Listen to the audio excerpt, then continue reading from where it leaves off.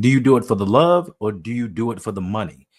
This is the big question surrounding Ronnie Stanley as we are 4 days away from the legal tampering period in the NFL. Now, there has been speculation that Ronnie Stanley was going to re-sign with the Ravens before the franchise tag deadline, but nothing has happened. What are the Ravens going to do with Ronnie Stanley? Because if he hits the free agent market, things could go awry. Now, there are teams that are vying for Ronnie Stanley's services, being that he is the #1 left tackle out there in the free agent market. First, there was the New England Patriots that came in, and they are aggressively pursuing Ronnie Stanley. Now, with the Kansas City Chiefs having traded away All-Pro guard Joe Thuney, they need help on the offensive line, and they needed help before they traded him. So now the Kansas City Chiefs seem to be in play for Ronnie Stanley's services. And I know a lot of Ravens fans are like, listen, too much money. We're not giving up $20-25 million for an oft-injured left tackle. We got a bleeder! Keep the pressure on. Understandably, he played 1 game in 2021, 11 games in 2022, and 13 games in 2023. But in 2024, he played in all 17 games. Now, with Ronnie Stanley heading into his 10th year, a lot of people are saying he's a little bit older. He's not the player that he once was, and we could allocate that money somewhere else on the team. But you have to realize the left tackle position may be the second most important position in all of football. It is definitely the second most important position on the offensive side. You're protecting your quarterback's blind side, and for most teams, that's the side that most of their dominant pass rushers are on. So you are trying to keep your quarterback as healthy as possible, limit the pressures, limit the sacks, limit the hurries. But how can you do that if you let Ronnie Stanley walk? I understand it is a lot of money to be paying an older offensive tackle that has not been healthy throughout his career. But what is the contingency plan? What else could the Ravens do? Who do we have that can replace him right now?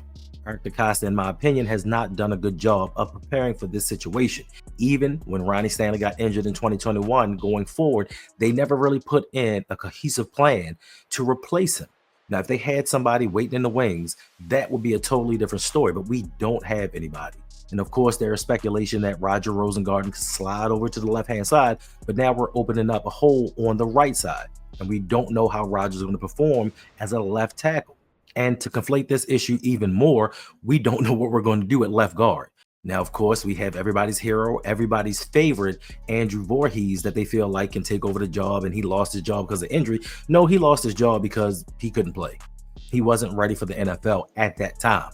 Could he be better? We don't know. So now you're going to go into the season and have 2 question marks on the left side of your line, not to mention not knowing what you're going to do at right tackle, and is Daniel Faalele the answer at right guard?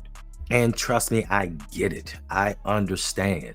But when you don't have a plan in place, what do? The Ravens are in a Super Bowl window. We're not a rebuilding team. We're not trying to get back to prominence. We have a team that can win a Super Bowl right now. And you're telling me that the second most important position on your team, you're willing to gamble on? We did that last year with the entire offensive line. It went better for some, not as well for most. But how do you, in your right minds, effectively think that you're going to replace a 2-time Pro Bowler, 1-time All-Pro? And if it had not been for injury, maybe more. How do you replace that? There is nobody out there right now in free agency that's going to replace the impact that Ronnie Stanley has on his team. So now the question is, does he do it for the love or does he do it for the money? He loves Baltimore. He said before he wanted to stay a Raven. And there's been speculation, there's talks. Today, even they said that the Ravens were close to signing him to a contract. We've heard this all before. But nothing is getting done. And if he hits that free agency window, teams are going to throw the bag at him. The Ravens have not done well in bidding wars. They don't do it. They cannot match what other teams have. We are $12 million under the salary cap. The Patriots are $128 million. They have $116 million more dollars than the Ravens do to spend in free agency. So they can do anything. They can structure any contract they want any way that they choose. And the Ravens just can't compete with that.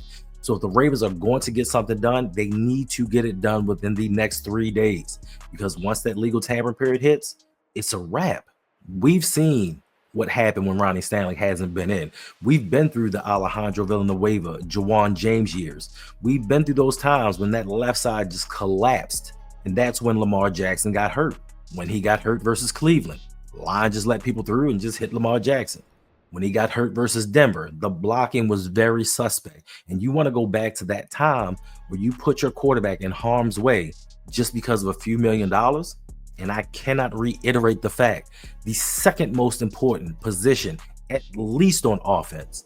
But we have no problem giving that defensive tackle $100 million. We have no problem giving that middle linebacker $100 million. So Ronnie Stanley has a big decision in front of him. Does he stay with Baltimore for the love, or does he go chase the money? Because in my opinion, if he were to go to Kansas City, he can get paid and possibly win a Super Bowl. You have to think about that as well, going into a situation where you feel like you can win a Super Bowl title. Does he feel like he can win one in Baltimore? Yes, we've had the rosters, we've had the players to get this done, but we've gotten no closer to the Super Bowl. Even last year, we took a step back, went to the AFC Championship. Last year, we lost in the divisional round. So does he see during his tenure a way that the Ravens can make it to the ultimate goal? And the same thing happened with Hollywood Brown. When he decided that he wanted to trade, people thought he's not getting enough targets. They're not featuring him in this offense, but that wasn't the case at all. He could clearly see what this team was about. Even though Lamar Jackson is by far the best player on the Baltimore Ravens, the team, the front office, was more predicated to putting and allocating to the defense instead of building up the offense. And he could see this. And if he saw it and he made his frustrations known, what do you think Ronnie Stanley's thinking? I'm going into my 10th year. I've been an All-Pro. I've been a Pro Bowler. I've been one of the best tackles in the league during my time.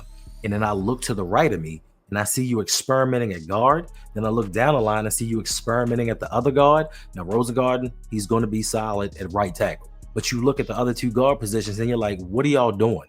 I thought we were here to win a Super Bowl. I thought we were here to win a title.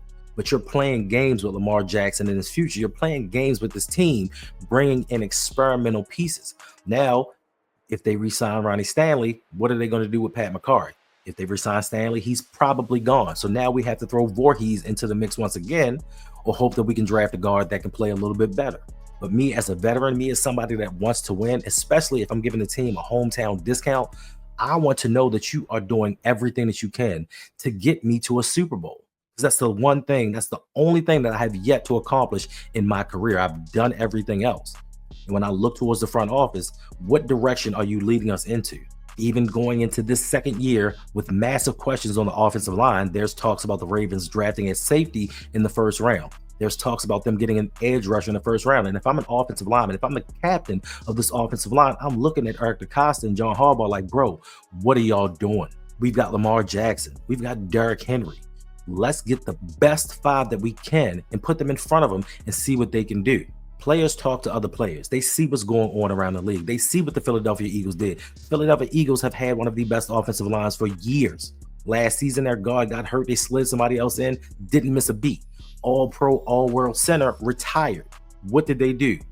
Didn't miss a beat and won the Super Bowl.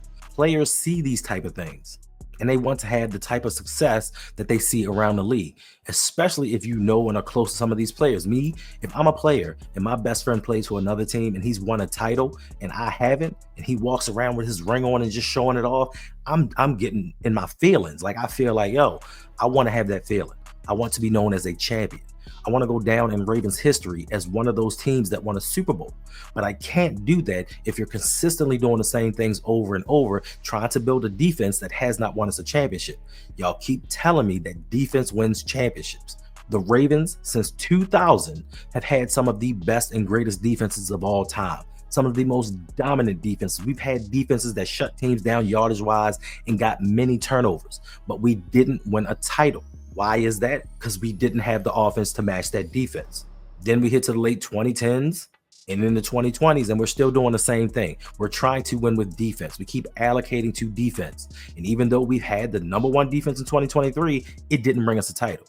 Even though we had a good defense in 2020, 2019, 2022, we didn't win a title. And if I'm a player, I'm looking at these type things saying, bruh, when are you going to stop bashing your head into a wall, wondering why you getting lumps? So when it comes to this situation, so when it comes to everything that's going on, it is all up to Ronnie Stanley to decide, am I going to do this for the love or am I going to do this for the money?